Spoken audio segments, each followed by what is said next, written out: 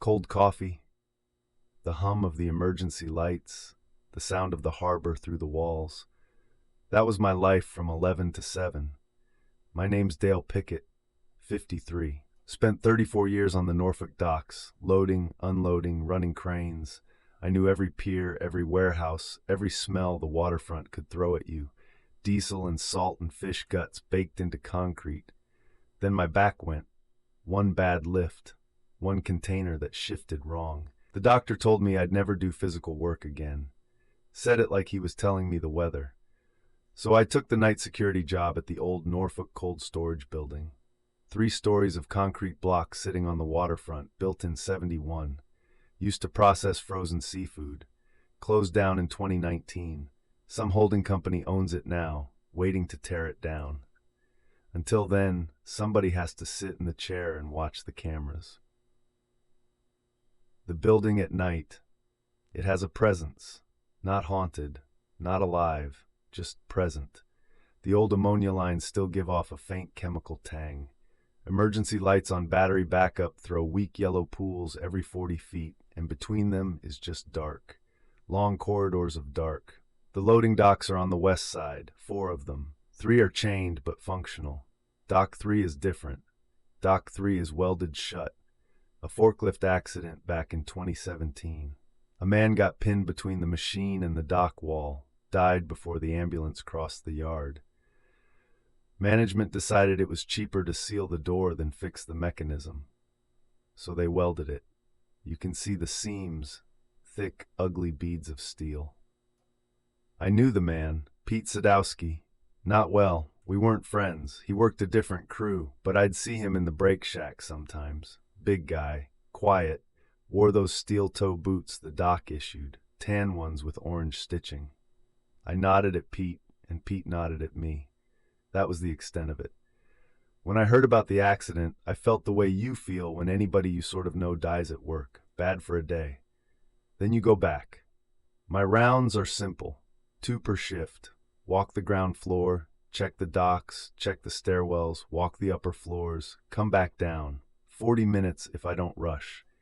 My back appreciates not rushing. The rest of the time I sit at my desk. CRT monitor with 8 camera feeds. Half of them grainy, 2 dead. A logbook. A coffee maker that trips the breaker if I run it with the space heater. So I choose between warm coffee and warm hands. I pick the coffee. I've got a radio that picks up Coast Guard chatter. Vessel checks, weather advisories, background noise, something to fill the quiet. The quiet is the thing. The concrete eats most of the harbor sound. What gets through is muffled, a foghorn, the low thrum of a ship at anchor, sometimes rain on the flat roof, which sounds like sand poured on tin. It was a Tuesday morning, end of shift, 6:45. I was doing my last walkthrough. Ground floor, west corridor, past the loading docks. That's when I saw them. Boot prints, wet boot prints on dry concrete, starting right at the base of Dock 3, the welded one, and leading down the corridor. I counted them without thinking. 17 steps. Then they just stopped. Middle of the hallway. No prints going back, no smudges. 17 wet boot prints, and then nothing. I figured a day crew tracked in water, wrote it in the log, mopped them up, went home. Next night, same shift. 6:30 in the morning, same corridor. 17 boot prints. Same spot, same direction, same size. Starting at Dock 3 and stopping in the middle of the hall. I crouched down, slow because my back doesn't do fast, and looked at them. Really looked. The treads were clear, work boot treads, and the water. I touched it, brought my finger up, salt water, harbor water, the smell I'd breathed for 34 years. I stayed crouched there for a while, listening to the emergency lights hum, listening to the harbor through the walls. Then I mopped them up again, and I went home. I told the day manager about the prints. Guy named Burrows, mid-40s, clipboard, never been on a dock in his life. He said it was probably condensation from the old refrigeration lines. Condensation, right. Condensation doesn't leave boot treads. Condensation doesn't smell like low tide. I let it go, wrote it in the log again. Burroughs didn't read the log. Nobody read the log.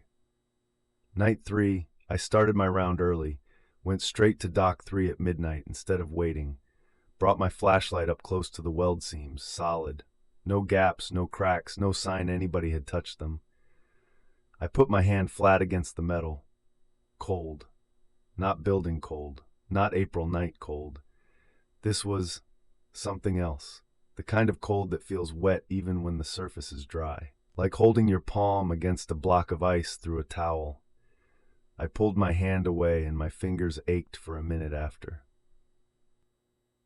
I checked the other 3 docks. Normal temperature. Metal, sure, a little cool, but nothing like Dock 3. Back at my desk, I watched the camera feed for that corridor. Camera 6, grainy, black and white, wide angle. The corridor sat there, doing nothing. The emergency lights made little halos on the screen. I watched it until my eyes burned. Then I blinked, and when I looked back, nothing had changed. Night 5 is when they moved. Same boot prints, same starting point. Base of Dock 3. But this time they went past where they usually stopped. They turned left, down the corridor toward the stairwell. Still 17 steps. I counted twice to make sure. 17. But each step covered more ground now. The stride was longer, like whoever was walking had stretched or was in a hurry and trying not to show it. I stood at the last print, the 17th, and looked at the stairwell door. Closed. No wet marks on the handle. No prints on the stairs. Just 17 steps that covered twice the distance they did 3 days ago, ending at the exact edge of the stairwell entry. I went back to the desk and sat down and stared at the logbook for a while. I wrote, boot prints, 17, moving further into building. Then I added, source unknown. That felt like the wrong word. I crossed it out and wrote unidentified. That felt worse. Night 7, I set up a folding chair in the corridor near Dock 3. I brought my thermos, my radio, my flashlight. I was going to sit there from 1 to 3 in the morning and watch. If something was coming through that door, which it couldn't be because the door was welded shut, I was going to see it. I sat there in the yellow light and listened. The harbor through the walls, a ship horn, far off. Coast Guard chatter on the radio, routine vessel check, heading inbound, nothing interesting. My back ached from the folding chair. I shifted. I shifted again. I drank coffee that was already cold. At 2:30, my eyes closed. I didn't mean for them to. It just happened. You sit in a quiet building for long enough, the quiet gets heavy, pushes your eyelids down. I told myself I'd rest them for a second. I woke up at 2:52. I know because I checked my watch before I checked anything else. Then I looked behind me. The corridor was wet. 17 fresh boot prints, starting at Dock 3, running right past my chair, right past where I'd been sitting, and stopping 8 feet beyond me. They went past me, while I was there, while I was sitting right there. I got up, walked to the nearest print, crouched down slow, touched it. Ice cold. And the smell, it wasn't just salt water this time. There was diesel in it, oil. The specific smell of a working waterfront. Bilge water and fuel, and the harbor bottom stirred up by prop wash. I knew that smell better than I knew my own kitchen. I'd lived in that smell for 3 decades. It shouldn't be here, inside a sealed building, on dry concrete, in the middle of the night. I wiped my finger on my pants and stood up and looked at the 17th print. It was bigger than the others, not wider, longer, like the boot that made it was stretching, or the foot inside it was. I went back to my desk. I didn't finish my coffee. I sat there until the day guy showed up and I didn't say a word about it. Some things sound crazy when you say them out loud. Some things sound crazy even when you don't. Week 3. The prints reached the stairwell. I found them on a Thursday morning. Same starting point, Dock 3. Same count, 17. But the stride was wrong now. Each step covered nearly 4 feet. I measured it with my flashlight laid end to end. 3.5 feet, then 4, and change. No human walks like that. Not comfortably, not without running. And these weren't running steps. The treads were flat and even, heel to toe. A walk, a calm, steady walk with steps that shouldn't be possible. They went up, past the stairwell door, which I found open, though I'd closed it on my midnight round, and onto the stairs. The wet marks on the steps were fainter, like whatever was walking was drying out as it climbed. But they were there. 17. Always 17. I followed them up to the second floor. My back screamed at every step, but I kept going.